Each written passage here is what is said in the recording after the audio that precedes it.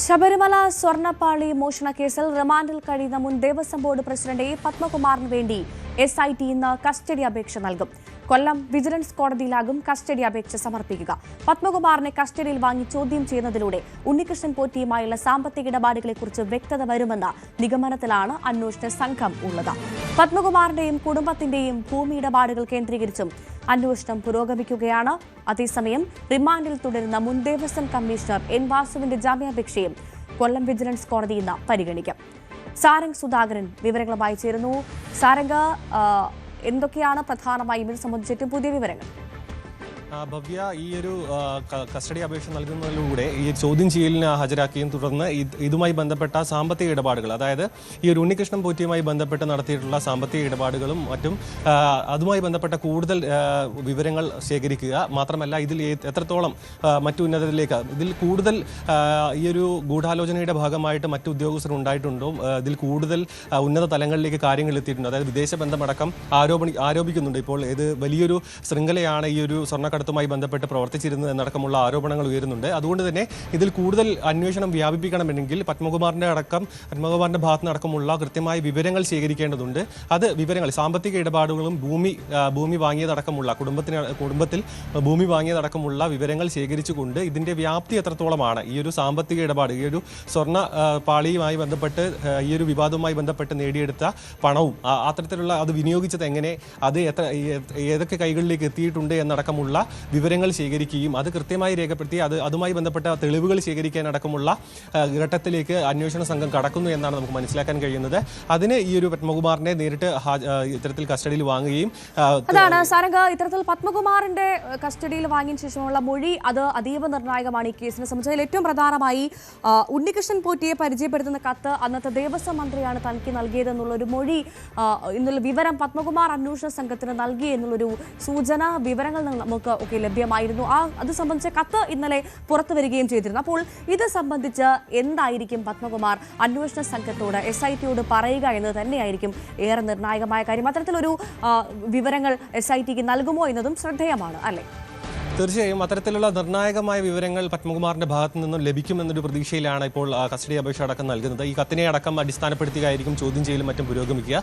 അത്ര എളുപ്പത്തിൽ ഈ ഒരു ചോദ്യം ചെയ്യലും മറ്റും മറികടക്കാൻ പത്മകുമാറിന് കഴിയില്ല എന്നാണ് മനസ്സിലാക്കുന്നത്. കാരണം വ്യക്തമായ തെളിവുകളുടെ അടിസ്ഥാനത്തിലാണ് ഇപ്പോൾ അറസ്റ്റ് രേഖപ്പെടുത്തിയതും മാത്രമല്ല ഇനിയിപ്പോൾ ചോദ്യം ചെയ്യൽ നടപടികളിലേക്ക് കടക്കുന്നതും SIT പരിപൂർണ്ണ സജ്ജമായിട്ട് കൊണ്ട് തന്നെയാണ്. അതുകൊണ്ട് ഇതിലൊരു എളുപ്പത്തിൽ ഈ ഒരു കടമ്പ മറികടക്കാൻ കഴിയില്ല എന്ന കാര്യം തീർച്ചയാണ്. ഈ ഒരു കത്തിനെ മറ്റും അടിസ്ഥാനപ്പെടുത്തിക്കൊണ്ട് തന്നെ ചോദ്യം ചെയ്യലും മറ്റ് തെളിവുകളിലേക്ക്, അതായത് ഈ ഒരു കത്തിന് മാത്രമല്ല ഈ ഒരു നേരത്തെ സൂചിപ്പിച്ചതുപോലെ തന്നെ ഇതുമായി ബന്ധപ്പെട്ട ഉന്നതരിലേക്ക് എത്രത്തോളം കാര്യങ്ങൾ എത്തുമെന്നതും ഈ ഒരു പത്മകുമാറിൽ നിന്നായിരിക്കും അടുത്ത ഘട്ടത്തിലേക്ക്. അതായത് വളരെ സൂക്ഷ്മമായിട്ടായിരുന്നു SITയുടെ അന്വേഷണം തുടക്കം തൊട്ട് തന്നെ ഉണ്ണികൃഷ്ണൻ പോറ്റിയിൽ നിന്ന് ആരംഭിച്ച് ഇപ്പോൾ പത്മകുമാറിൽ എത്തി നിൽക്കുന്ന ഈ ഒരു അറസ്റ്റും അതുമായി ബന്ധപ്പെട്ട മറ്റ് നടപടിക്രമങ്ങളെല്ലാം SITയുടെ ഭാഗത്തു നിന്നും വളരെ സസൂക്ഷ്മമായി നടന്ന ഒരു അന്വേഷണവും അതുമായി ബന്ധപ്പെട്ട നടപടിക്രമങ്ങളുമായിരുന്നു. അതുകൊണ്ട് തന്നെ ഇതുമായി ബന്ധപ്പെട്ട അടുത്ത തലത്തിൽ നിൽക്കുന്ന ആൾ ആരാണ്, ഇതിന്റെ ബുദ്ധി കേന്ദ്രം പത്മകുമാറിൽ മാത്രമാണ് നിൽക്കുന്നത്, അതല്ല അതിൽ കൂടുതൽ ഇത് ഉന്നതർ ഉൾപ്പെട്ടിട്ടുണ്ടോ എന്നടക്കമുള്ള ചോദ്യങ്ങൾ നിലനിൽക്കുന്നുണ്ട്.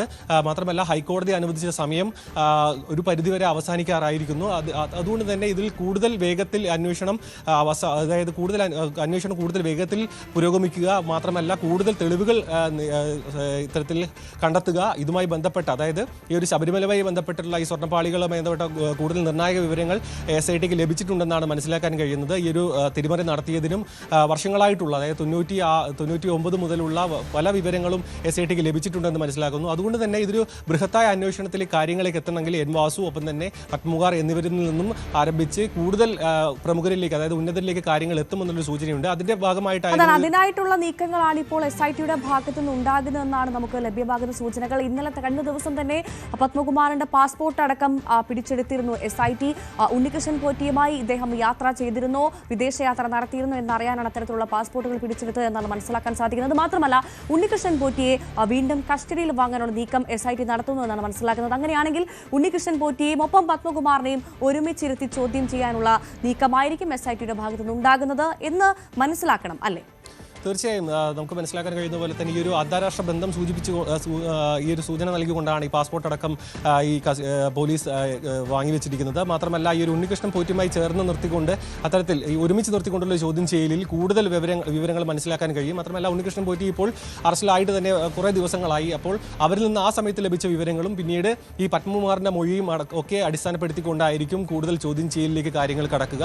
അതുകൊണ്ട് തന്നെ ഇത് നിർണായകമായ ഒരു ഘട്ടമാണ് അന്വേഷണ സംഘത്തിന്. കാരണം ഇത് കൂടുതൽ വിവരങ്ങൾ, അതായത് ഈ ഒരു രേഖകളിൽ തിരിമറി നടത്തി എന്നതും അപ്പുറം ഈ ഒരു തിരിമറി നടത്തി അങ്ങനെ ലഭിച്ചിട്ടുള്ള പണം, അതുമായി ബന്ധപ്പെട്ട സാമ്പത്തിക ഇടപാടുകൾ എന്തൊക്കെയാണ്, അത് എത്തരത്തിലൊക്കെ വിനിയോഗിച്ചിട്ടുണ്ട്, അത് ഏതൊക്കെ കൈകളിലേക്ക് എത്തിയിട്ടുണ്ട് എന്നടക്കമുള്ള വലിയ ചോദ്യങ്ങൾ നിലനിൽക്കുന്നുണ്ട്. അതുകൊണ്ട് തന്നെ പത്മകുമാറിനെ ചോദ്യം ചെയ്ത് ഉണ്ണികൃഷ്ണൻ പോറ്റിയെ ഒപ്പം നിർത്തിക്കൊണ്ടുള്ള ഈ ചോദ്യം ചെയ്യൽ, ആ വിവരങ്ങളുടെ അടിസ്ഥാനത്തിലുള്ള ചോദ്യം ചെയ്യൽ ഈ ഒരു അന്വേഷണത്തിന്റെ നിർണായക ഘട്ടത്തിലാണ് ഇപ്പോൾ നിൽക്കുന്നത് എന്ന് തന്നെ വേണം പറയാൻ.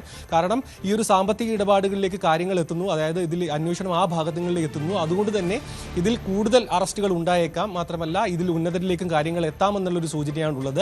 അതുകൊണ്ട് തന്നെ ഈ ഒരു ചോദ്യം ചെയ്യൽ വളരെ പ്രധാനപ്പെട്ട ഒന്നാണ്. ഈ ഒരു അന്വേഷണ സംഘത്തിന്റെ നിർണായക ഒരു ചുവടുവെപ്പായിട്ട് തന്നെ ഇത് കണക്കാക്കേണ്ടി വരും. തുടർന്നുള്ള ദിവസങ്ങളിലും ഇതുമായി ബന്ധപ്പെട്ട കൂടുതൽ വിവരങ്ങൾ പുറത്തേക്ക് വരാൻ സാധ്യതയുണ്ട്. ഇപ്പോൾ അതാണ് സാരംഗോർ, ഒരു ഒറ്റ കാര്യം കൂടി, ഈ ഉണ്ണികൃഷ്ണൻ പോറ്റിയുടെ തട്ടിപ്പിനിരയായ നടൻ ജയറാമിന്റെ മൊഴിയെടുക്കുമെന്നുള്ള വിവരം കൂടി SIT പങ്കുവച്ചിരുന്നു.